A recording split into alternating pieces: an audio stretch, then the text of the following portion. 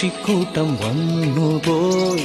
കാടൊന്നു കാണാനായി കൂടൊന്നു കൂട്ടാനായി ആകാശപ്പുഴ നീന്തി കുതിച്ചുപോയി. കണ്ടു മലനിര